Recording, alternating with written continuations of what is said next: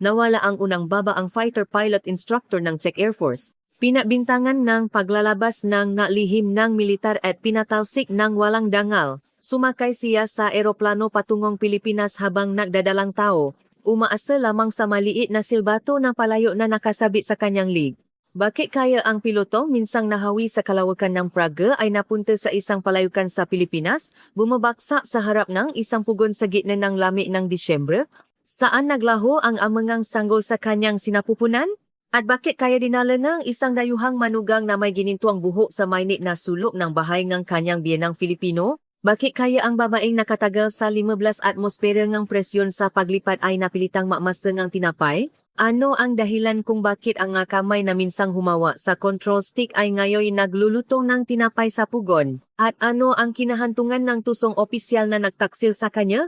Ang video na ito ay isang muling paksasalaysay ng kwento. Ang pak-subscribe at pak-like ay magdadala ng swerte sa inyo. Ay comment kung saan kayo nanonood.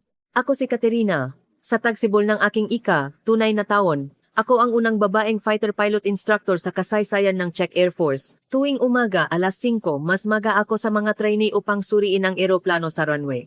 Ang pagpapalipat ng fighter jet na nakatagal sa 15 atmosfera ng presyon sa kalawakan ay mahirap na gawain majing sa mga lalaki.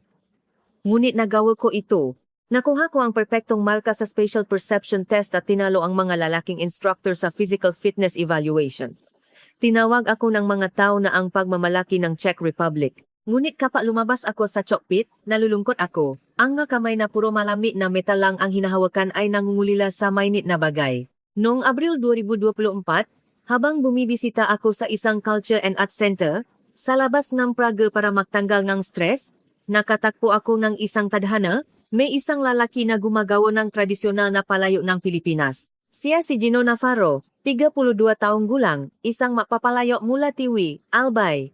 Ang kanyang kamay sa pahubog ng lupa ay malinis at maingat, hindi nagmamadali, bawat galaw ay may dedikasyon. Gusto mo bang subukan? Tanong ni Gino sa Czech. Hindi siya matatas, ngunit ang kanyang boses ay mainit. Oo, susubukan ko. Umupo ako sa harap ng gulong palayo. Hinawakan ni Gino ang aking makamay mula sa aking likuran. Huwag mong hipitan, hayaan mong huminga ang lupa. Ang kanyang makamay ay mainit. Sa unang pagkakataon sa buhay ko, naramdaman ko ang lupa na tila humihinga. Ito ay isang ganap na naibang mundo mula sa malamig na metal ng fighter jet. Magaling, napakahusay mo, sabi ni Gino habang nakangiti. Mula noon, bumibisita ako sa center tuwing linggo. Tinuruan ako ni Gino tungkol sa palayo at ikinukuwento ko sa kanya ang tungkol sa papalipat. Unti-unti kaming nakalapit. Katrina, talagang kahanga-hanga ka? Sabi ni Gino isang gabi. Hindi naman. Ginagawa ko lang ang trabaho ko. Hindi, ang paglipat sa langit ay hindi kayang gawin ng lahat. Kahanga-hanga ka rin. Gumagawa ka napakagandang bagay mula sa lupa. Hinawakan ni Gino ang aking kamay. Katrina, gusto kita. Bumilis ang tibok ng aking puso. Mas mabilis kaysa sa pag-take off ng fighter jet. Ako rin, Gino. Naghalikan kami. Ang hangin ng tagsibol ng Praga ay pumasok sa bintana. Ganon ako nahulo sa pag-ibig. Hindi mahalaga ang hangganan, wika, o trabaho. Pagkaraan ng 3 buwan, sinabi ni Gino, Katrina, pumunta tayo sa Pilipinas. Gusto kong ipakita sa iyo ang aming palayukan. Talaga? Oo, at gusto ko rin ipakilala ka sa aking mga magulang. Ikaw ang pinakamahalagang tao sa buhay ko. Na-apply ako ng bakasyon. Ito ay isang 2 linggong biyahe sa Pilipinas. Hindi ko malilimutan ang excitement ng lumapag kami sa Ninoy Aquino International Airport, NAIA. Dinala ako ni Gino sa Tiwi, Albay. Isang maliit na baryo na napapalibutan ng kabundukan. Naroon ang palayukan ng pamilya ni Gino. Dito kami gumagawa ng palayok sa loop ng 5 henerasyon buong pagmamaliking, sabi ni Gino. Lumabas ang kanyang ina, si Aling Nena. Aba, nagdala ang anak kong magandang babay. Magandang araw po, nanay, bati ko sa Tagalog. Ito ang Tagalog na natutunan ko sa loob ng 1 taon nung nasa kolehiyo ako. Magaling ka mag-Tagalog. Halika, pasok ka. Si Aling Nena ay isang mabuting tao. Habang inihahanda niya ang hapag-kainan, patuloy siyang nag-alok ng nga ulam. Kumain ka pa, ang payat mo. Nang gabing iyon, kinuha ni Gino ang isang maliit na kahon. Para sa iyo ito. Sa loob ng kahon ay isang maliit na silbatok ng palayo. Ito ay hugis ibon na masining na ginawa. Hipan mo kapag nasa panganib ka. Saan ka man naroon, pupuntahan kita. Si Gino mismo ang nagsabit nito sa aking lip. Salamat Gino, alagaan ko ito habang buhay. Ganun kami kasaya, ngunit hindi nagtagal ang kaligayahan. Ang naghihintay sa akin pagbalik sa Czech Republic ay isang bangungot. Nagbago ang aking direktang superior, si Jakub. Katerina, mukhang abala ka sa lalaking Filipino, ha? Tanong niya nang may panliliba. Ano ang ibig mong sabihin? Bumababa ang focus mo sa training. Mag-ingat ka, si Jakub ang aking dating nobyo. Nagiwalay kami 2 taon na ang nakalipas, ngunit gusto pa rin niya akong angkinin. Naramdaman ko ang isang mapanganib na bagay sa kanyang mata. Ang selos ni Jakub ay hindi kapanipaniwala. Akala ko siya ay isang dating nobyo lamang na may naiwan pang paktingin, ngunit siya ay mas mapanganib. Isang gabi, natapos ko ang isang bagong manual ang taktika sa paglipat. Ito ang resulta ni Gianni Manabuan ng pag-aral araw at gabi. Ito ay isang 200, pahinang ulat na nag-analisa ng mga pattern ng pag-atake ng kalabang fighter jets at nagbubuo ng pinakamainam na evasive maneuvers. Dahil dito, tatas ang survival rate ng 18 Air Force ng 20%. Buong pagmamalaki kong inisip. Iniwan ko ito sa aking desk sa opisina upang isumita sa Ministry of Defense kinabukasan. Ito ay isang pagkakamali. 2:00 ng umaga, pasikretong pumasok si Jakub sa opisina. Nahuli siya ng CCTV na kinukuha ang aking manual, ngunit hindi ito pinansin ng security team dahil siya ang aking superior. Isang linggo pakaraan, nasaksihan ko ang isang nakakagulat na eksena sa Ministry of Defense Conference Room. Ang inobatibong manual ng taktika na ito ay aking binuo. Buong pagmamalaking inihaya ni Jakub ang aking manual sa sarili niyang pangalan. Ito ang sandali ng ang aking 6 na buwan na pagtatrabaho ay naging kanyang tagumpay. Sandali, ako ang sumulat niyan. Tumayo ako bigla. Lieutenant Katrina, ano ang ginagawa mo? Galit na tanong ng Secretary of Defense. Ang manual na iyon ay bunga nga 6 na buwan kong pananaliksik. Nasa computer ko ang lahat ng draft. Lieutenant, kumama ka. Ang pagbintang sa isang superior ng walang ebidensya ay isang seryosong krimen. Malami nang ngumiti si Jakub. Mabilis akong tumakbo pabalik sa opisina. Binuksan ko ang computer, ngunit nawala na ang lahat ng files. Paano? Na-format din ang backup drive. Nabura ni Jakub ang lahat. Isang mas masahol na pangyayari ang naganap. Kinabukasan, sumugod ang mga pulis militar sa aking tirahan. Lieutenant Katerina, arestado ka dahil sa paglalabas ng mga lihim ng militar at paglustay ng kagamitan ng militar. Ano? Hindi ko iyan ginawa. May pinaghihinala ang pumasok na pera sa iyong account at may nakitang record ng pagpapadala ng confidential documents sa web mula sa iyong computer. Lahat ay pinlano. Nahanda si Jakub ng isang perpektong bitak. Ikinulong ako sa isang solitary confinement. Isang military court martial ang naganap. Walang maayos na abogado, at ang lahat ng ebidensya ay gawa-gawa lamang ni Jakub. Lieutenant Katerina, inihahatol ka ng dishonorable discharge.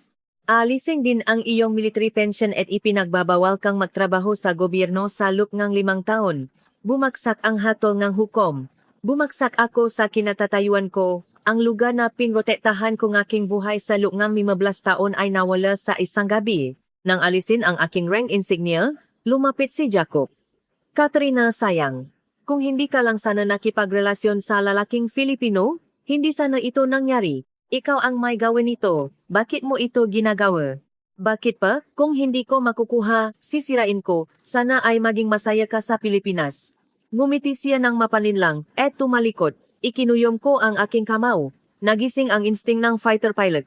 Ngunit pinihilan ko ang aking sarili. Kung gagamit ako ng karahasan ngayon, talagang makukulong ako. Itinaboy ako palabas ng base militar.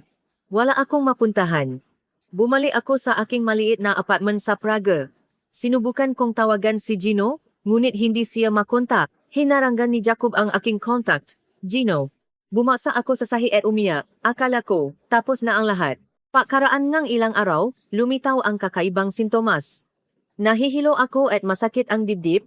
1 buwan na rin akong hindi nagre-regla. Baka. Bumili akong pregnancy test kit sa butika. Sinuri ko ng may nanginginig na kamay. Pagkaraan ng 3 minuto, lumabas ang 2 linya. Buntis ako. Anak ito ni Gino.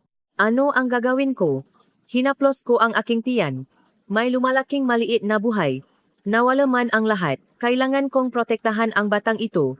Nakpasya ako. Pupunta ako sa Pilipinas. Hahanapin ko si Gino, isisilang ang bata, at magsisimulan ng bagong buhay.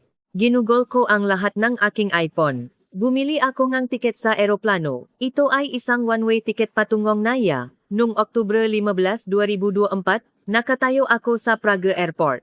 Nakasabit sa aking li ang silbatong palayo na bigay ni Gino. Gino, hintay ka. Pupunta ako. Sumakay ako sa eroplano. Nagsimula ang 14 na oras na mahabang biyahe. Lumayo ang Prague sa labas ng bintana. Ito ang bansa na pinaglingkuran ko ng 10 taon, ngunit ngayon ay isang lupain na naktapon sa akin. Umagos ang luha. Ngunit pinigilan ko ang aking sarili, iniisip ang bata sa aking sinapupunan. Anak, poprotektahan ka ni mama? Poprotektahan ka? Ang eroplano ay nahawi sa kalawakan, patungo sa Pilipinas. Makikita ko kaya si Gino. Dumating ako sa Naya noong Oktubre 16, 2024, madaling araw. Kinabahan ako habang dumadaan sa immigration. Baka may ginawang pandaraya, si Jacob sa aking pasaporte. Ano ang layunin ng iyong pagbisita? Tanong ng immigration officer. Turismo, at para makipagkita sa kaibigan. Gaano kakatagal mananatili? Hindi ko pa alam. Siguro 1 buwan. Sumulyap ang officer sa aking tiyan. Hindi pa ako malaki. Ngunit medyo umumbok na ito. Buntis ka. Nakapahanap ka na ba ng ospital? Opo, okay lang ako. Nakalagay ang selyo and entry. Naglabas ako ng buntong hininga ng ginhawa. Lumabas ako sa airport. Malami ang kalagitnaan ng Oktubre sa Pilipinas. Malami ang ihip ng hangin. Mukha akong kaawa-awa na nakatayo, hila-hila ang isang maleta. Tinawagan ko ang numero ni Gino. Hindi pa rin siya makontak. Gino, nasaan ka? Sinubukan kong alalahanin. Ang tanging naalala ko ay ang Tiwi Albay na sinabi ni Gino. Hindi ko alam ang eksaktong address ng palayukan. Pumunta ako sa bus terminal. Saan po ang bus papuntang Tiwi? Doon sa Gate 3, Ineng. Kumuha ako ng tiket at sumakay sa bus. Ito ay 1-2 oras na biyahe. Dumaan ang tanawin ng Pilipinas sa labas ng bintana, mula sa matataas na gusali. Unti-unti akong nakakita ng mga palayan at kabundukan. Ito ay isang ganap na naibang tanawin mula sa Prague. Dumating ako sa Tiwi. Pagbaba ko sa terminal, nawalan ako ng paasa. Saan po ang palayukan? Tanong ko sa isang taxi driver. Palayukan? Maraming palayukan dito. Saan banda? Kilala niyo po ba si Gino Navarro? Hindi ko po kilala. Marami pong gumagawa ng palayo. Nasimula akong maglakad ng walang direksyon. Hila-hila ang aking maleta, naglakad ako ng 1 oras. Masakit ang aking paa ngunit tiniis ko ito. Wala ito kung ikukumpara sa training ng fighter pilot. Excuse me, saan po ang palayukan? Tanong ko sa isang matandang babae na nadaanan ko, doon sa kabila ng bundok. Pero sarado na halos lahat ngayon. Bakit po? Mahina ang negosyo. Lahat ng kabataan, pumunta sa Maynila. Kinabahan ako. Lumisan din kaya si Gino? Umakyat ako sa bulubundukin. Ang gulong ng aking maleta ay pauli-uli na sumasabit sa mga bato. Hirap akong huminga dahil sa bigat ng aking tiyan. Counting pa. Pinilit ko ang aking sarili. Naglakad pa ako ng 30 minuto. Nang makita ko, may uso sa malayo. Uso ito mula sa isang pugon. Palayukan. Tumakbo ako ng may lakas. Ngunit agad akong huminto. Ang palayukan ay kalahating gumuho na. Kitang-kita ang bakas ng suno. Paano? May nakasabit na karatula sa harap ng gate. Tigil operasyon. Walang Gino na nakita. Yino, sumigaf ako. Ngunit walang sumagot. Nawalan ako ng lakas. Sa sandaling iyon, bigla akong nahilo. Tila sumasakit ang aking tiyan. Bumagsak ako sa lupa. Naramdaman ko ang malamig na lupa. Lumabo ang aking paningin. Sanggol ko. Ang aking sanggol. Hinihawakan ko ang silbatong ng palayo na nakasabit sa aking lig sa huling pagkakataon at nawalan ako ng malay. Gaano katagal ang lumipas? Naku, sino ito? Narinig ko ang boses ng isang tao. Tila malayo ito. Ginintuang buhok dayuhan. Ano ang ginagawa niya dito sa gitna ang lamig na ito? Isang mainit na kamay ang dumampi sa aking noo. Naku, ang init. Ang taas ng lagnat niya. Malakas ang init. Kailangan nating dalhin sa bahay. Mamamatay siya dito. Inilipat ako sa isang mainit na lugar sa loob ng malabong pag-isip. Bini-bini, magising ka. Ayos ka lang ba? Lumapit ang boses. Dahan-dahan kong binuksan ang aking nga mata. Nakita ko ang isang hindi pamilyar na kisama. Ito ay makahoy na bigang ng isang tradisyonal na bahay Pilipino. Gising ka na. Salamat sa Diyos. Isang lola na nasa edad 60 ay nakatingin sa akin. Puno ng paalala ang kanyang nga mata. Nasaan po ako? Mahina kong tanong. Sa bahay namin. Nakita kita sa harap ng palayukan. Nakahiga ka. Sinubukan kong bumangon, ngunit wala akong lakas. Huwag kang gumalaw. May laknat ka pa. Buntis ka, hindi ba? Opo. Paano niyo po nalaman? Makikita sa tiyan mo. Ilang buwan na? 4 na buwan po. Hinawakan ng lola ang aking kamay. Mag-isa kang galing sa ibang bansa. Opo, hinahanap ko po si Gino. Gino, ang Gino namin. Lumaki ang mata ang lola. Kilala niyo po ba si Gino Navarro? Siya ang anak ko. Nagulat ako. Siya ang ina ni Gino. Nanay, ay, ikaw pala ang babaeng Che na sinasabi ni Gino. Niyaka ako ni Aling Nena. Hindi mo alam kung gaano kaniya kinulila. Araw-araw, hawak niya lang ang telepono. Nasaan po si Gino? Sumama ang mukha ni Aling Nena. Wala siya dito ngayon. Saan po siya pumunta? Dahil sa utang, sumakay siya sa barko ng pangisda. 6 na buwan ang kontrata. 3 buwan pa bago siya bumalik. Gumuho ang aking puso. Wala si Gino. Bakit po may utang?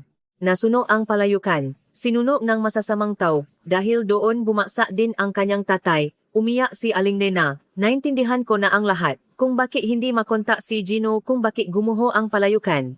Nanay, tutulungan ko po kayo. Paano ka tutulong? Buntis ka? Dati po akong fighter pilot. Kaya ko po. Hinawakan ni Aling Nena ang aking leg. Nakasabit ang silbato ng palayo. Gawa ito ni Gino, hindi ba? Opo, bigay niya po sa akin. Umiyak si Aling Nena? O ikaw talaga ang aming tunay na manugang? Halika, manugang namin. Mula noon, tumira ako sa bahay ni Aling Nena. Bagong lupain, bagong wika, bagong kultura, ngunit mainit ang patanggap. Makikita ko kaya si Gino? Si Aling Nena ay parang anghel. Inalagaan niya ako na parang tunay na anak. Araw-araw nagluluto siyang mainit na supas ng seaweed, ginawang tinola sa konteksto ng Pilipinas, at tuwing gabi, hinahaplos ang aking tiyan, sinasabing, "Apo namin, lumaki kang maluso." Nanay, may matutulungan po ba ako? Hindi na, pahinga ka. Kailangan mong magpagaling. Pero may utang po kayo, at kailangan ding ayusin ang palayukan, hindi ba? Bumuntong hininga si Aling Nena, iyan ang inaalala ko. Gusto ni Gino na bayaran ang utang mula sa perang kinita niya sa barko, pero malayo pa iyon. Gaano po kalaki ang natitira? Nga 3 milyong won na halos na 2 milyong piso. Nasunog ang palayukan at ginamit sa hospital bills at kasama ng interes. Ikinuyong ko ang aking kamao. Mayroon akong nadvestitisat sila won, halos 37 sila piso na dala mula sa Czech Republic. Malayo ito sa sapat. Sino po ang sumunog sa palayukan? Isang masamang tao na si Don Luis. Siya ay isang real estate developer. Gusto niyang bilhin ang lupa dito sa murang halaga para patayuan ng logistics center. Bakit po niya sinuno ang palayukan? Ayaw naming ibenta. Paano namin ibebenta ang palayukan na minanan namin sa 5 henerasyon? Kaya, bilang ganti, sinuno niya. Nag-apoy ang galit sa aking kaloban. Gumalaw ang pakiramdam ng katarungan na natutunan ko sa militar. Hindi po kayo nakripot sa pulis. Nakripot kami, pero sabi nila walang ebidensya. Nasira ang CCTV at walang nakakita. Kaya hayaan na lang kayo na maapi. Ano pa ang magagawa? Paano kami ordinaryong tao lalaban sa isang mayaman? May ekspresyon ng pagtanggap si Aling Nena. Ngunit iba ako. Ang isang fighter pilot ay hindi kailanman sumusuko. Nanay, may gagawin po ako. Buntis ka. Ano ba ang gagawin mo? Hindi ko po alam. Pero hindi po ako mananatiling tahimik. Pagkaraan ng ilang araw, maisa akong pumunta sa palayukan. Sinuri ko ang nabakas ng sunok. Sa aking mata na sinanay sa training, nakakita ako ng ebidensya ng panununok. Amoy gasolina dito. May itim naman sa sasahig. Bakas ito ngang pagbubuhos ng gasolina. Kumuha ako ng litrato. Tumingin ako sa paligid. Nang makita ko, may isang CCTV sa malayo. Nakakabit ito sa gusalinang kapitbahay. Baka, kumatok ako sa pintong kapitbahay. Lumabas ang isang matandang lalaki. Sino po kayo? Magandang araw po. Ako po ang kasintahan ni Gino Navarro. Maari po bang makita ang CCTV footage? CCTV? Bakit? Ang footage po nung araw na nasuno ang palayukan. Gusto ko pong makahanap ng ebidensya. Umiling ang lolo. Kinuha na iyan ng pulis. Pero wala naman daw nakita. Gusto ko pong makita mismo. Baka po may backup kayo? Mayroon naman. Binuksan ng lolo ang computer. Ito ang footage mula alas 10 ng gabi hanggang alas 2 ng madaling araw. Focus akong nanood. Alas 11:40 sa June gabi. May lumitaw na isang itim na SUV. Bumaba ang 3 lalaki. Hindi kita ang kanilang mukha, ngunit kahina-hinala ang kanilang kilos. Dito po, pakihinto. Ang lalaki ay pumunta sa direksyon ng palayukan. Pagkaraan ng 5 minuto, sumiklap ang apoy. Dali-daling sumakay ang lalaki sa sasakyan at tumakas. Kita ang plate number. Sigaw ko. Ni-zoom ko ang video. Malabo. Ngunit kita ang numero. Hindi niyo po ito pinakita sa pulis. Pinakita naman, pero sabi nila hindi na raw matres ang plate number. Ngunit hindi ako sumuko. Nagsanay ako sa military information gathering. Lolo, pwede niyo po bang i-copy ang video na ito sa akin? Oh, kunin mo. Inilagay ko ang video sa isang USB. Pag-uwi, sinuri ko ito. Ang modelo ngang sasakyan, ang bakas ngang gulong, ang tindik ngang lalaki, lahat ay aking naitala. Pagkaraan ngang ilang araw, pumunta ako sa tindahan sa baryo. Kinumusta ako ng tindera. Ate, narinig ko ang balita tungkol sa girlfriend ni Gino. Opo, ako nga po. Nakakaawa. Marami kang pinagdadaanan dahil sa masamang Don Luis na iyon. Madalas po bang pumunta si Don Luis? Oo, minsan sa isang linggo, pumupunta siya para mangharas. Pinipili kaming ibenta ang lupa. Paano po ang hitsura niya? Kinuha ng tindera ang kanyang cellphone. Ito siya. Kinuhanan namin ng picture nung meeting sa baryo. Ang lalaki sa litrato ay nasa edad 50. Malaki ang tiyan at masama ang tingin. Salamat po. Kinuhanan kong litrato. Nang gabing iyon, inayos ko ang lahat ng ebidensya. CCTV footage, bakas ang panununo, litrato ni Don Luis. Gusto kong pumunta sa istasyon ang pulis, ngunit pinigilan ako ni Aling Nena. Katrina walang saysay. Kilala ni Don Luis ang mapulis doon. Kahit na po, kailangan nating subukan. Hindi, buntis ka. Hindi ka dapat ma-stress. Hinawakan ni Aling Nena ang aking kamay. Pinigilan ko ang aking sarili. Tama si nanay. 5 buwan na ang aking pagbubuntis. Ang sanggol ang aking prioridad. Ngunit hindi nawala ang galit. Disyembre na. Lumami ang panahon, lumaki na rin ang aking tiyan. Nang pumunta ako sa ospital, sinabi ng doktor, malusok ka, lumalaki ng mayos ang bata, malalaman po ba ang kasarian? Lalaki. Lalaki, umagos ang luha ko. Anak siya ni Gino. Sinabi ko kay Aling Nena, Nanay, apo niyo po, lalaki po. Tunay na apo namin. Umiyak si Aling Nena sa tuwa. Kung malalaman lang ito ni Gino gaano siya kasaya. Sana bumalik na siya kaagad. Kailan po siya babalik? Pasko, 1 buwan na lang. Panahon ng paghihintay, ngunit hindi ito payapa. Isang hapon, may humintong itim na SUV sa harap ng aming bahay. Si Don Luis iyon. Aling Nena, lumabas ka, sigaw niya. Nanginginig na lumabas si Aling Nena. Sumunod ako. Sino po kayo? Tanong ko. Sino ka naman? Kasintahan po ako ni Gino. Dayuhan ka pala. Wala akong pakialam. Aling Nena, huling tanong ko. Ibenta mo ba ang lupa o hindi? Sabi ko ayaw namin.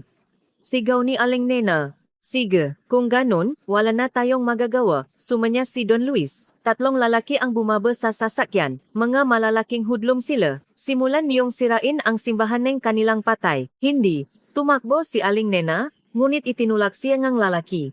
Bumagsak si Aling Nena sa lupa. May sumabog sa loop ko. Nagising ang insting ng fighter pilot. Huwag mong hawakan si nanay. Sigaw ko, tumingin sa akin ang lalaki. Ano ang magagawan ng isang buntis? Nilait nila ako. Ngunit hindi ako ngumiti. Ako ay isang pilotong nakatagal sa 15 atmosfera ng presyon sa kalawakan. Ang ganitong uri ng hudlom ay madali lang. Unang sumugot ang isang lalaki. Umilang ako sa gilid at hinawakan ang kanyang braso, pinilipit ito. Ito ay isang military combat technique. Bumasa ang lalaki sa sahig. Nagulat ang pangalawang lalaki at huminto sandali. Hindi ko pinalampas ang pagkakataon. Nauna akong umatake. Tinamaan ko siya sa kanyang solar plexus gamit ang aking tuhod. Grrrr! Bumaksa ang lalaki. Kinuha ng pangatlong lalaki ang isang patpat. Mapangganibi, inunit sinanachili akong gikaumado. Sinuri ko ang sitwasyon ng malamig tulad ng papapalipat ng fighter jet. Iwinagaywe ng laki ang patpat. Sinubukan kong tiyempuhan at yumilag. Hinihawi ng patpat ang hangin. Sa sandaling iyon, hinawakan ko ang pulso ng lalaki at pinilipit ito. Nahulog ang patpat. Sinipa ko ito papalayo. Ang babaeng bali na ito. Nagulat si Don Luis. Ikaw si Don Luis, hindi ba? Ikaw ang sumunod sa palayukan. Ano? May ebidensya ka? Oh, mayroon. Nasa akin ang lahat ng CCTV footage. Kitang-kita ang iyong sasakyan at ang iyong matauhan. Nanigas ang mukha ni Don Luis. Huwag kang makunwari, walang ganun. Malalaman natin kapag isinumite ko sa pulis, sabi ko. Kinuha ko ang aking cellphone. Dali-daling sumakay si Don Luis sa kanyang sasakyan. Tandaan niyo ito. Tumakas siya. Dali-dali ring sumunod ang mahudlong. Inalalayan ko si Aling Nena.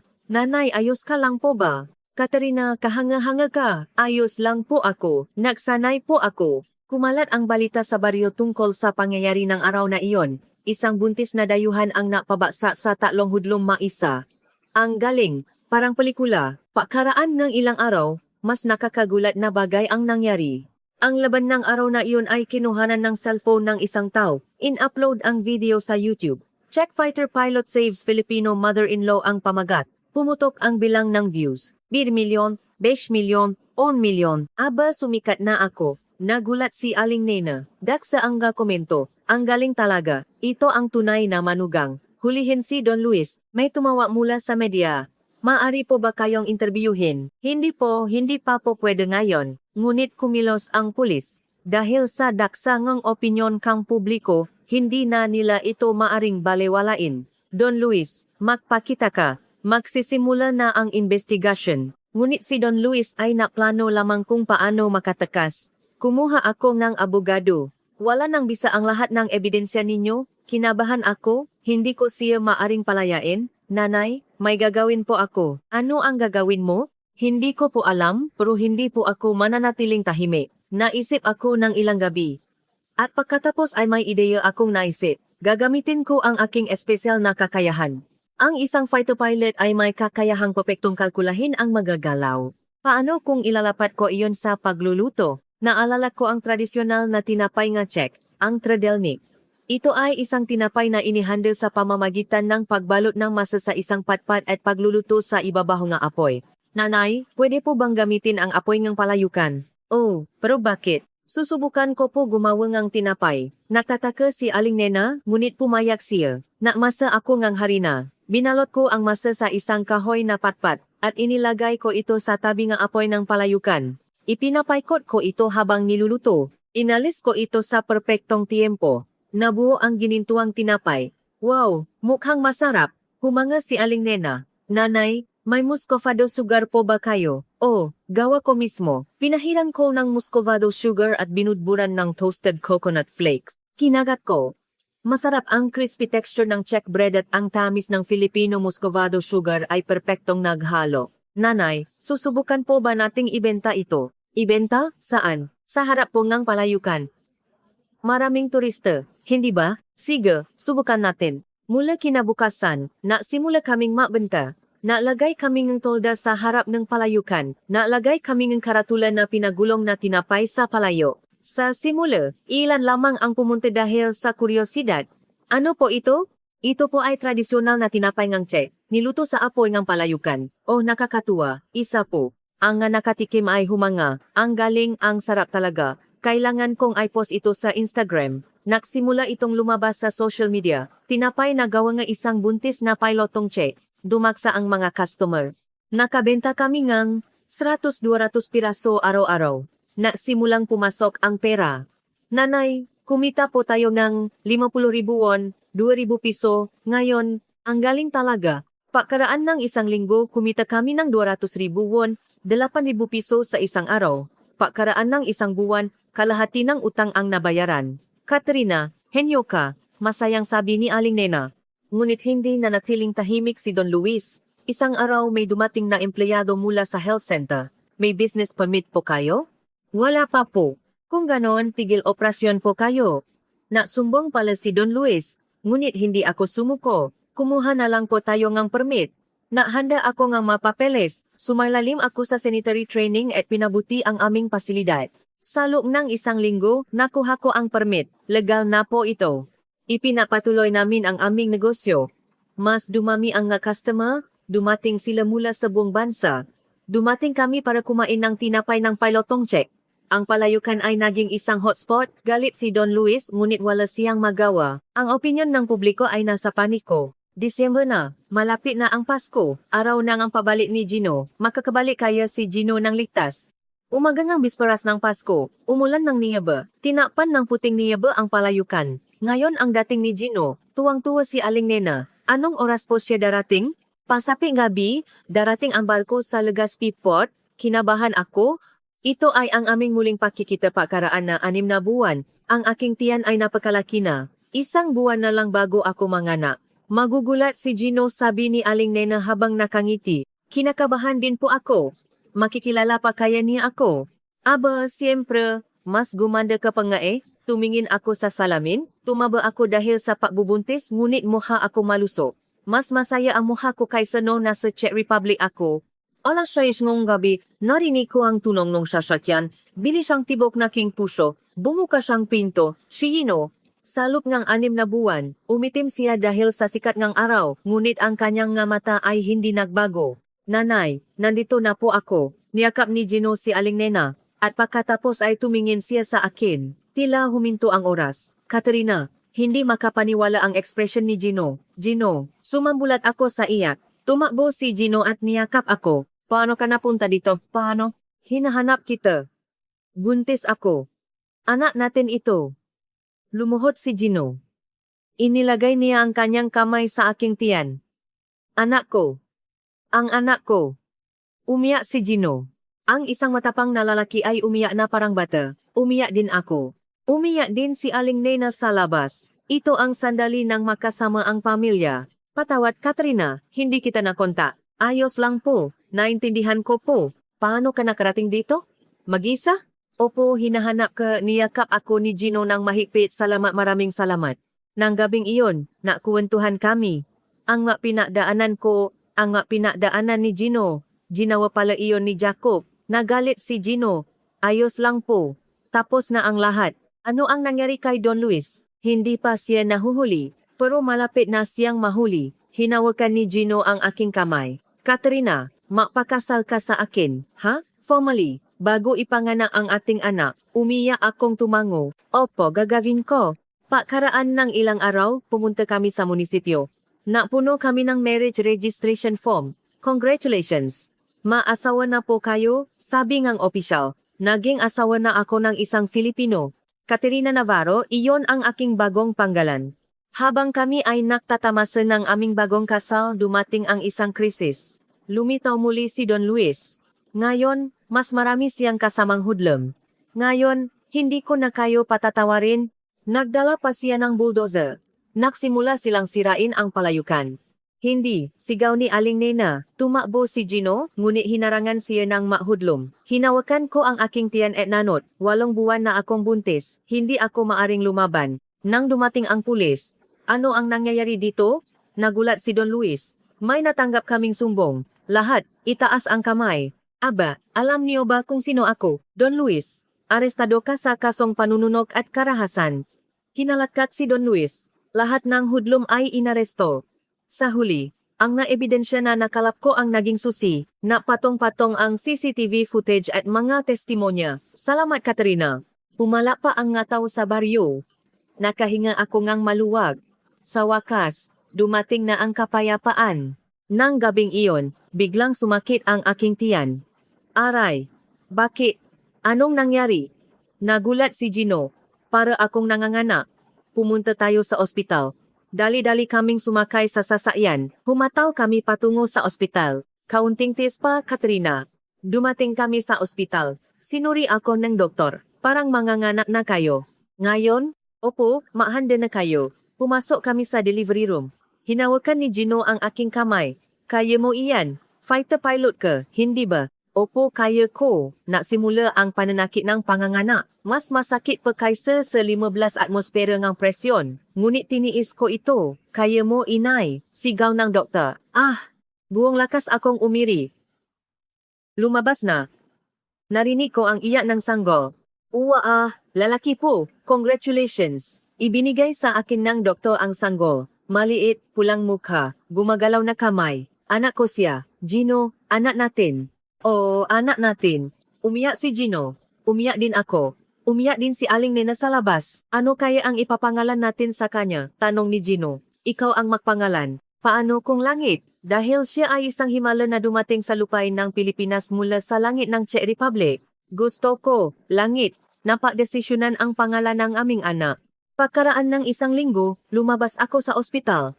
Lumabas ang ngataw sa baryo upang batiin kami. Congratulations, nakaanak ka ng lalaki. Ang galing mo, Katerina. Isang mainit na pagtanggap. Ngayon, tunay na akong naging bahagi ng baryo. Ano kaya ang mangyayari sa hinaharap?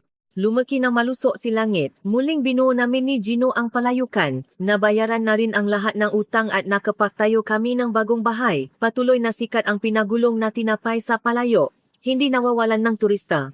Inay, gutom ako. Nasimulang maksalita si langit pakaraan ngang isang taon.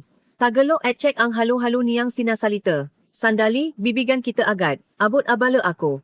Sa umaga, nagluluto akong tinapay sa araw, inaalagaan ko si langit at sa gabi, tumutulong ako sa palayukan. Mahirap, ngunit masaya ako. Isang araw may nakakagulat na balita ang dumating. Hinahanap daw ako ng Czech National Broadcasting. Katerina, humihingi sila ng interview. Tawag ng isang Filipino producer. Anong interview? Gusto nilang gumawa ng documentary tungkol sa iyong kwento sa Czech TV? Ikaw ro? Opo. Mula sa fighter pilot hanggang sa manugang na Filipino, napakagandang kwento? Nag-isip ako, pinag-usapan namin ni Gino. Sige, gawin mo. Magandang oportunidad iyan.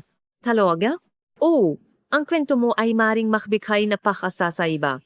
Nagsimula ang shooting. Dumating ang Czech production team sa Pilipinas. Kinunan nila ang palayukan, ang bahay, ang baryo, lahat. Katerina, bakit ka pumunta sa Pilipinas? Dahil sa pag-ibig. At para humanap ng bagong buhay. Wala kang pagsisisi? Wala. Dito ko natakwan ang tunay na kaligayahan. In-interview din si Gino. Anong klaseng tao ang asawa mo? Siya ang lahat sa buhay ko. Kung wala si Katrina, hindi rin ako magiging ganito ngayon. Ipinakita ang dokumentaryo pakaraan ng 3 buwan. Naging usap-usapan ito sa buong Czech Republic. Ang fighter pilot ay nakahanap ng kaligayahan sa Pilipinas. Umabot sa 30% ang ratings. Nandak ang memkataw sa Czech Republic. Matapang si Katerina, kailangan ko rin maging matapang. Daksa ang nga mensahe. Ngunit may tumawa mula sa isang hindi inaasahang tao. Si Jacob. Katerina, ako ito. Ano? Patawad. Talagang patawad. Nangingini ang boses ni Jacob. Ngayon ka pa napapatawad. Ngayon na lumabas na ang lahat. Ngayon na nabunyag na ang lahat ng ginawa mo. Humaharap ka na ngayon sa court martial. Siyempre. Patawarin mo ako, Katerina. Mukhang makukulong ako.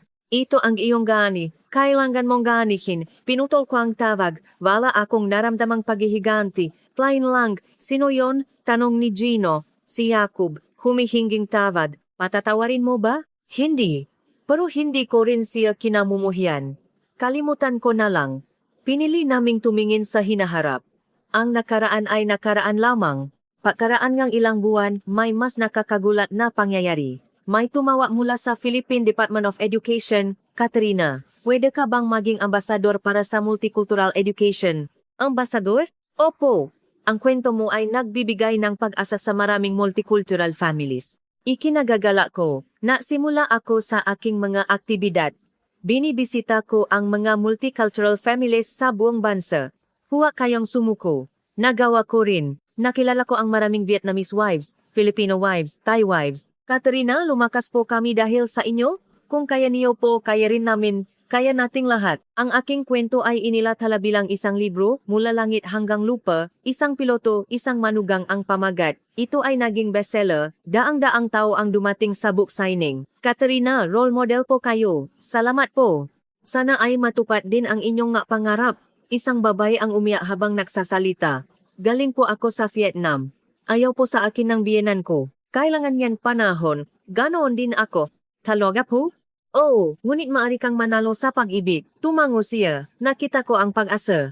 Ang libro ay inilathala din sa ibang bansa. Lumabas ang mga salin sa Czech, German, French, American. Umabot din ito sa New York Times bestseller list. International writer ka na.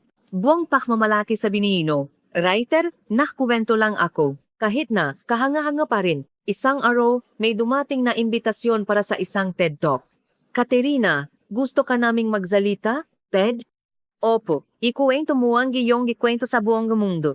Nahanda ako, nasulat ng script at nasanay. Kinabahan ako, ngunit tiwala ako. Nakatayo ako sa entablado. Libu-libong tao ang nakaupo. Magandang araw po. Ako si Katerina. Dating fighter pilot? Kasalukuyang gumagawa ng pinagulong na tinapay. Ngumiti ang nga tagapakinig. Ikwinento ko ang aking kwento. Mapangarap, pagtataksil. Kawalan ng pag-asa, pag-ibig, tagumpay. Isang 18 minutong lecture. Ang pinakamahalaga sa buhay ay hindi sumuko. Kung pababayaan ka ng ngit, yayakapin ka nga lupa. Bumalik ang palakpakan. Bravo! Nakakaantig. In-upload ang lecture sa YouTube. Umabot sa 10 milyong views. Nagkomento ang mga tao sa buong mundo. Bayani si Katerina. Humanga ako. Hindi ako susuko. Daksa ang mamensahe. Ngunit nanatili akong mapagpakumbaba. Hindi ako bayani. Nakasurvive lang ako. Sabi ko kay Gino, ang nakasurvive ay isa ring katapangan. Salamat sa pagtingin mo sa akin ng ganon. Sa taksibol ng taon, may nakakagulat na balita ang dumating. Napili ako bilang nominado para sa Nobel Peace Prize. Talaga, hindi ako makapaniwala. Para sa iyong kontribusyon sa multicultural integration, ang galing. Hindi man ako nanalo, ngunit ang pagiging nominado pa lang ay isang karangalan na. Binati ako ng gobyerno ng Pilipinas. Katrina, ipinagmamalaki ka namin. Salamat po, naintindihan din ni Langit. Inay kahanga-hanga. Salamat Langit. Isang araw, may dumating na sulat mula sa Czech Republic. Mula kay Jacob, Katrina, patawat. Talagang patawat. Nagsisisi ako sa kulungan, masaya ako na masaya ka. Patawarin mo ako please, natanggap ko ang sulat, wala akong naramdaman. Hindi ko sasagutin, tanong ni Gino, hindi na kailangan, pinatawat ko na siya. Sige, kung ano ang gusto mo, inilagay ko ang sulat sa drawer, hindi ko na ito muling kukunin. Nang teg-init na iyon, dumating ang balita na buntis ako sa pangalawang anak. Gino buntis ako, talaga, 8 linggo. Niyakap ako ni Gino, salamat, isa pang himala. Isa pang himala. Natuwa si Langit. Medjiging kuya ako, 8. Naging mayos ang pagbubuntis. Maluso ang katawan at lumalaki ng mayos ang sanggol. Sinabing doktor, ngayon, babae. Babay, umagos ang luha ko. Pagkatapos ng anak na lalaki, ngayon ay anak na babay. Perpekto, makakalabas kaya siya ng ligtas. Mas madali ang pangalawang pagbubuntis kaysa sa una. May karanasan na ako at sanay na ang aking katawan, patuloy din ako sa pagtatrabaho. Palayukan, pagbebake ng tinapay, lectures, lahat ay ginagawa ko. Katerina, pahinga ka naman, naalala si Gino. Ayos lang, fighter pilot ako dati. Kahit na, maniwala ka. Ngumiti si Gino. Sige, tama ka. 8 buwan akong buntis na handa para sa panganganak. Na-book ng ospital at bumili ngang damit ng sanggol. Ngayon, kulay pink. Masayang sabi ni Aling Nena. Naghihintay ako nga po sa babay. Gusto ko rin na apo sa baba. Isang gabi, simula ang pananakit ng panganganak. Gino, masakit. Pumunta tayo sa ospital. Dali-dali kaming sumakay sa sasayan. Humataw kami patungo sa ospital. Counting tis pa, dumating kami sa ospital. Pumasok kami sa delivery room. Kaya mo inay, sigaw ng doktor. Umiri ako. Lumabas na. Narinig ko ang iyak ng sanggol.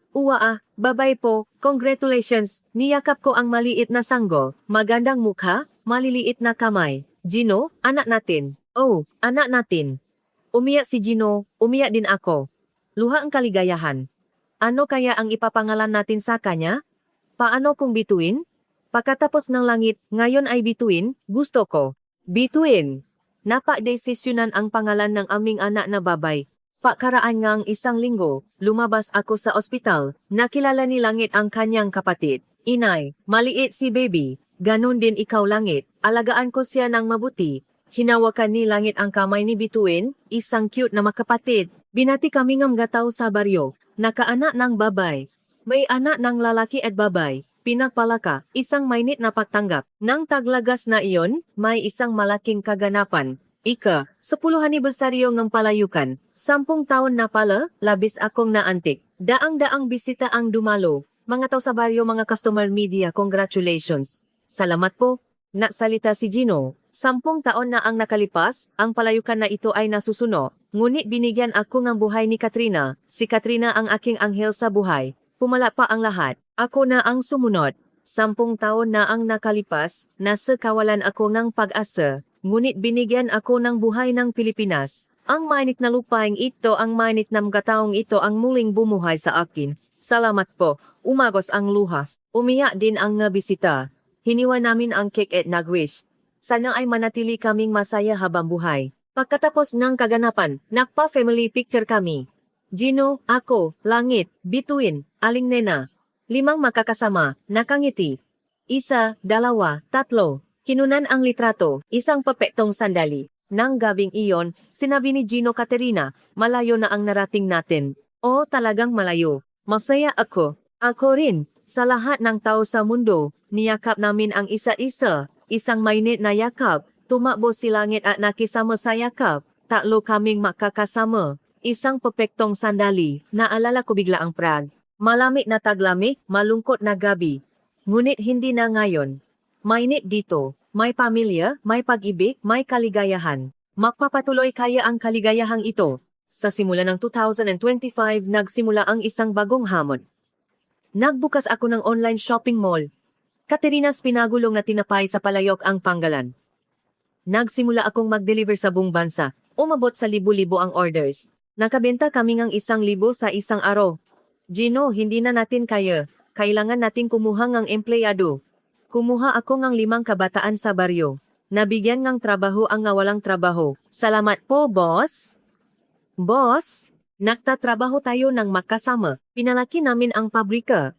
Dinagdagan namin ng 3 ang pugon. Tumaas ang produksyon. Tumaas din ang benta. Kumita kami ng daan-daang libo sa isang buwan. Ang galing. Nagulat si Aling Nena, ngunit hindi ako naging sakim. Kalahating ang kinita ay idinonate ko sa baryo. Gamitin niyo po para magpatayo ng aklatan. Salamat, Katrina. Nagtayo kami ng maliit na aklatan sa baryo. Nagsimulang mabasa ang bata ng libro.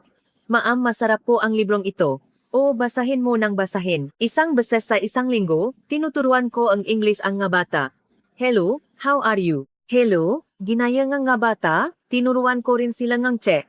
Dekuji ibig sabihin ay salamat, Dekuji, nagulat ang bata. Muling sumigla ang baryo. Bumali ang kabataan. Nakaroon sila ng trabaho. Salamat, Katrina.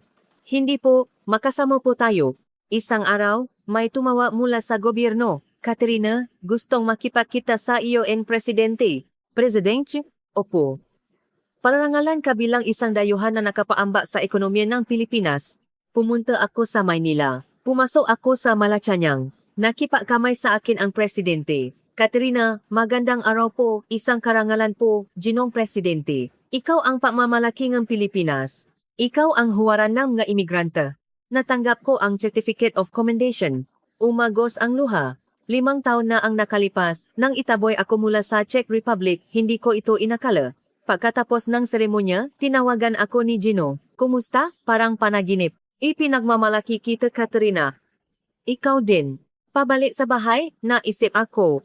Ang buhay ko ay talagang parang drama. Fighter pilot, pagkabintang, pagtakas, pagbubuntis, tagumpay sa pagbabakan ng tinapay sa Pilipinas, lahat ay parang himala. Ngunit may isang pinagsisisihan ako. Hindi ito tungkol kay Jakub. Ito ay ang pagkamis ko sa Czech Air Force. Ito ang insting ng pilotong nangungulila sa kalawakan. Gino, gusto kong lumipad. Talaga? O nangungulila ako sa kalawakan? Kung ganun, subukan mo. May flight school din sa Pilipinas, hindi ba? Kinontak ko ang isang civilian flight school sa Pilipinas. Katrina, maligayang pagdating. Maari pa ba akong lumipat? Siyempre, ikaw ay isang atse.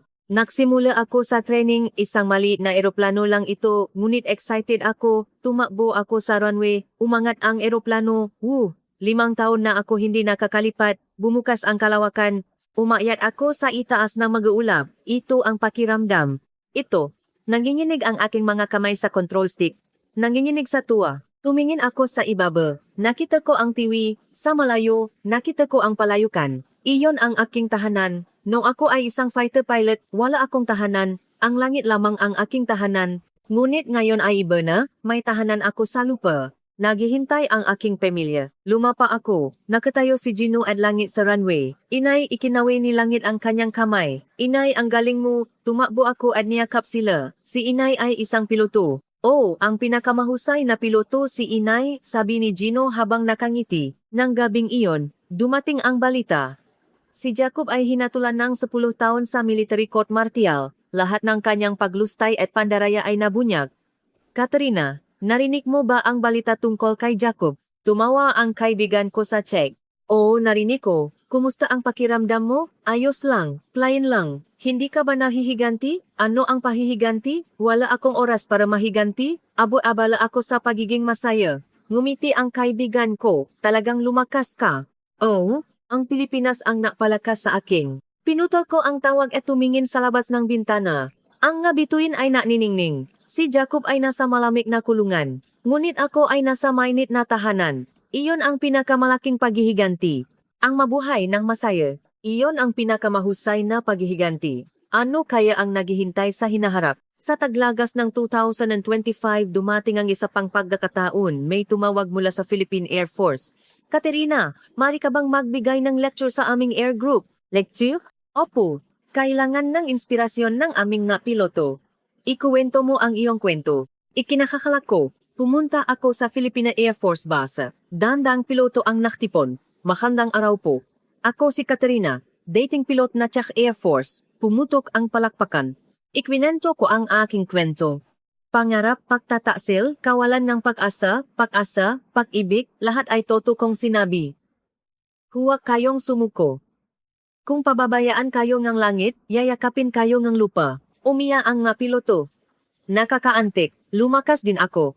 Pagkatapos ang lecture, lumapit ang isang batang babaeng piloto. Ma'am, ako rin po. Pinag-iba dahil babae ako. Paano po kayo nakapagtagumpay? Patunayan mo. Sa pamamagitan ng kakayahan, hindi sa salita kundi sa gawa. Kaya ko po ba? Siyempre.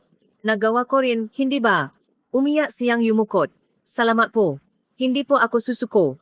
Niyakap ko siya.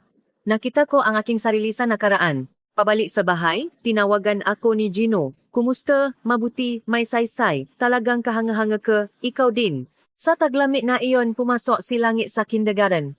Inay, pupunta ako sa eskwela. O, lumaki na ang langit namin. Magiging piloto ako paglaki ko.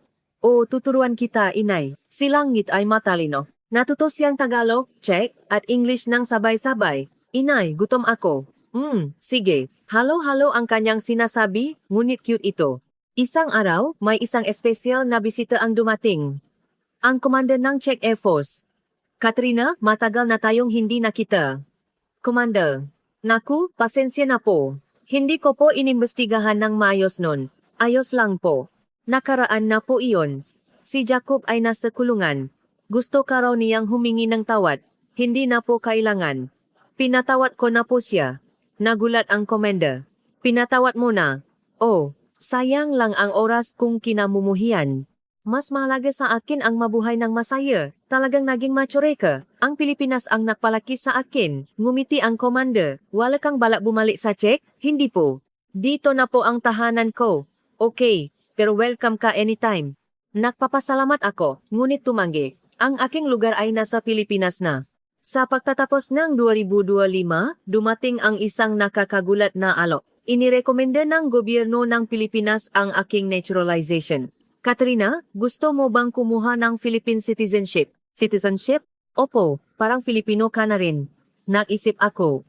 Hindi madaling iwanan ang Czech citizenship. Ngunit napadesisyonan ko na. Nahanda ako ng nga papeles. Kumuha ng Tagalog test at nag-interview.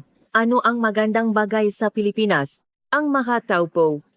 Mainit at mapakmahal. Ano ang gusto mong gawin kapag naging Filipino ka na? Gusto kong ibahagi ang aking karanasan. Gusto kong magbigay ng paasa sa ibang mga imigrante.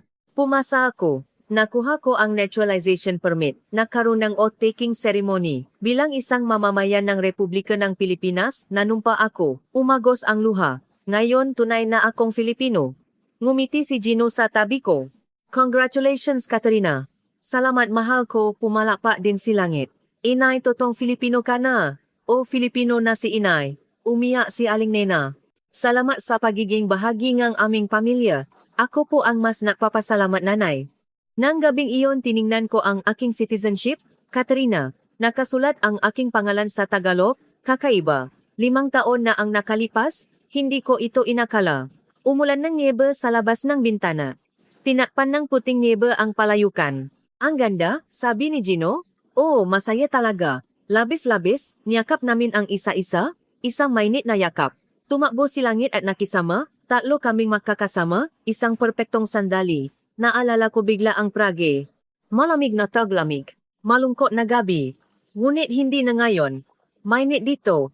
May pamilya. May paibig. May kaligayahan. Magpapatuloy kaya ang kaligayahang ito magpakailanman. Sa simula ng 2026, simula ang isang bagong proyekto, pasya ako maksulat ng autobiography, alo ang isang publisher. Katerina, maksulat ka ang libro, ha? Gustong marinak ng maraming tao ang iyong kwento. Autobiography? Opo. Mula langit hanggang lupa, isang piloto, isang manugang, perpektong kwento. Nagsula ako sa loob ng 6 na buwan. Gumising ako ng madaling araw, oras ni langit sa kindergarten, oras ni Gino sa palayukan, ginamit ko ang lahat ng bakanteng oras. Umiyak ako habang nagsusulat, hindi madaling balikan ang nakaraan. Ang pagtatasil ni Jacob, ang patakas habang buntis, ang pagbagsak, lahat ay sariwa. Ngunit gumaling ako. Habang isinusulat ko, gumaling ang nasugat. Nagsusulat kang ng libro? Anong libro? Kuwento ni inay. Basahin mo kapatapos na, babasahin ko sa iyo. Natapos ang libro, ang piloto ng pinagulong na tinapay ang pamagat. Inilatala ito. Mainit ang tugon, nanguna ito sa bestseller list. Ang galing. Tuwang-tuwa ang publisher. Nagkaroon ng book signing. Daan-daang tao ang dumating. Katrina, imigrante din ako. Lumakas ako dahil sa inyo. Salamat po, kaya mo rin. Isang babae ang umiyak habang nagsasalita. Galing po ako sa Vietnam. Ayaw po sa akin ng biyanan ko. Kailangan ngang panahon. Ganon din ako, talaga po. Oo, ngunit maaari kang manalo sa pag-ibig. Tumango siya, nakita ko ang pag-asa. Inilatala din ang libro sa ibang bansa. Lumabas ang mga salin sa Czech, German, French, American. Umabot din ito sa New York Times bestseller list. World-renowned author ka na? Huwag pagmamalaki, sabi ni Gino. Author? Nagsulat lang ako ng sarili kong kwento. Kahit na kahanga-hanga pa rin. Isang araw, may dumating na imbitasyon para sa isang TED Talk. Katerina, gusto ka naming magbigay ng lecture? TED? Opo. Ikuwento mo ang iyong gikwento sa buong mundo. Nahanda ako, nasulat ng script at nasanay, kinabahan ako, ngunit tiwala ako, nakatayo ako sa entablado, libu-libong tao ang nakaupo, magandang araw po, ako si Katerina, dating fighter pilot, kasalukuyang gumagawa ng pinagulong na tinapay. Ngumiti ang matagapakinig. Ikwinento ko ang aking kwento, pangarap, pagtataksil, kawalan ng pag-asa, pag-ibig, tagumpay. Isang 18 minutong lecture, ang pinakamahalaga sa buhay ay hindi sumuko. Kung pababayaan ka ng langit, yayakapin ka ng lupa. Bumalik ang palakpakan. Bravo! Nakakaantig. In-upload ang lecture sa YouTube. Umabot sa 10 milyong views. Nagkomento ang mga tao sa buong mundo. Bayani si Katerina. Humanga ako. Hindi ako susuko, daksa ang nga mensahe. Ngunit nanatili akong mapagpakumbaba. Hindi ako bayani, nakasurvive lang ako. Sabi ko kay Gino, ang nakasurvive ay isa ring katapangan. Salamat sa pagtingin mo sa akin ng ganun. Sa taksibol na iyon, may nakakagulat na balita ang dumating. Napili ako bilang nominado para sa Nobel Peace Prize? Talaga? Hindi ako makapaniwala. Para sa iyong kontribusyon sa multicultural integration. Ang galing. Hindi man ako nanalo. Ngunit ang pagiging nominado pa lang ay isang karangalan na. Binati ako ng gobyerno ng Pilipinas. Katerina, ipinagmamalaki ka namin. Salamat po. Naintindihan din ni Langit. Inay kahanga-hanga. Salamat Langit. Isang araw, may dumating na sulat mula sa Czech Republic. Mula kay Jacob. Katerina, patawad. Talagang patawad. Nagsisisi ako sa kulungan. Masaya ako na masaya ka. Patawarin mo ako please. Natanggap ko ang sulat. Wala akong naramdaman. Hindi mo sasagutin? Tanong ni Gino. Hindi na kailangan. Pinatawad ko na siya. Sige, kung ano ang gusto mo. Inilagay ko ang sulat sa drawer. Hindi ko na ito muling kukunin. Nang teg-init na iyon, dumating ang balita na buntis ako sa pangalawang anak. Gino, buntis ako. Talaga? 8 linggo. Niyakap ako ni Gino. Salamat isa pang himala. Isa pang himala. Natuwa si Langit. Mejiging kuya ako. Ate, naging maayos ang pagbubuntis. Maluso ang katawan at lumalaki ng maayos ang sanggol. Sinabing doktor, ngayon babae. Umagos ang luha ko. Pagkatapos na anak na lalaki, ngayon ay anak na babae. Perpekto. Makakalabas kaya siya ng ligtas. Mas madali ang pangalawang pagbubuntis kaysa sa una. May karanasan na ako at sanay na ang aking katawan. Patuloy din ako sa pagtatrabaho. Palayukan, pagbibake ng tinapay, lectures, lahat ay ginagawa ko. Katerina, pahinga ka naman, naalala si Gino. Ayos lang, fighter pilot ako dati. Kahit na, maniwala ka. Ngumiti si Gino. Sige, tama ka. 8 buwan akong buntis na handa para sa panganganak. Nagbook ng ospital at bumili ng nga damit ng sanggol. Ngayon, kulay pink. Masayang sabi ni Aling Nena. Naghihintay ako ng apo sa baba. Gusto ko rin na apo sa baba. Isang gabi nagsimula ang pananakit ng panganganak. Gino, masakit. Pumunta tayo sa ospital. Dali-dali kaming sumakay sa sasakyan. Humataw kami patungo sa ospital. Counting days pa, dumating kami sa ospital. Pumasok kami sa delivery room. Kaya mo, inaisigaw ng doktor.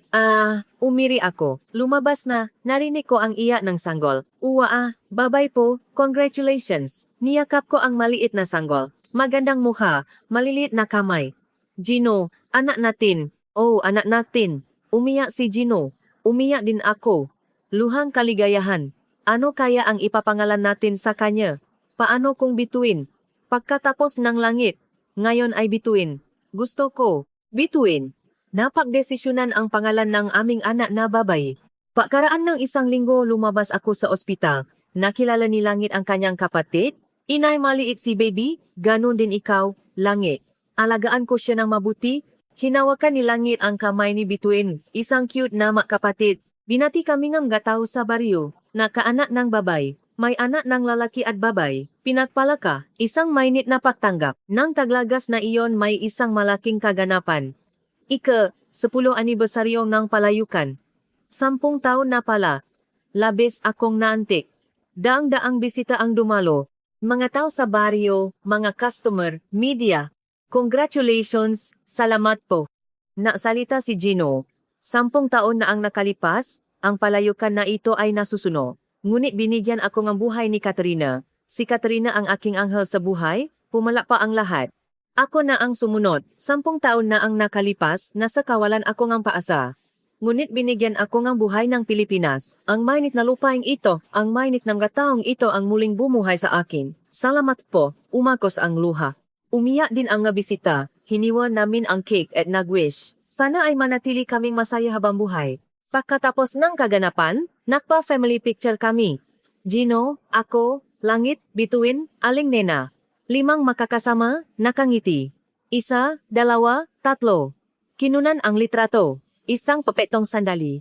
Nang gabing iyon, sinabi ni Gino, Katerina, malayo na ang narating natin. Oh, talagang malayo. Masaya ako. Ako rin, sa lahat ng tao sa mundo, naghalikan kami. Isang matamis at mainit na halik, na nininging ang Bituin sa labas ng bintana. Isang magandang gabi. Pagkaraan ng ilang araw may nakakagulat na balita ang dumating. Si Don Luis ay pinalaya na sa parole. Talaga, dahil sa good behavior, pinalaya na siya pagkaraan ng 3 taon. Kinabahan ako, baka bumalik siya para magiganti. Ngunit iba ang inaasahan. Pumunta si Don Luis sa palayukan. Katrina, anong nangyari? Patawat po. Lumuhod si Don Luis. Ako po ang nagkamali. Nagsisipo ako ng husto sa kulungan. Patawarin niyo po ako. Nagulat ako. Toto po ba? Opo, toto. Hindi na po ako gagawa ng masama. Itinayo ko siya.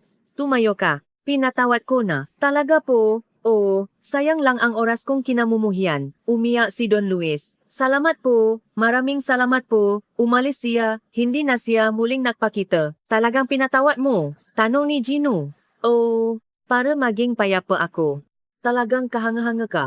Ikaw din. Ngumiti kami. Ang nakaraan ay nakaraan lamang. Ano kaya ang naghihintay sa hinaharap? Ngayon ay Abril 2026. Ako ay 35 taon gulang, 6 na taon na ako sa Pilipinas. Ang bilis ang panahon. Ngayong umaga, gumising ako tulad ng dati. Nagtatrabaho na si Gino sa palayukan, at natutulog pa sina Langit at Bituin. Mag-aana, gising na. Kinuskos ni Langit ang kanyang mata.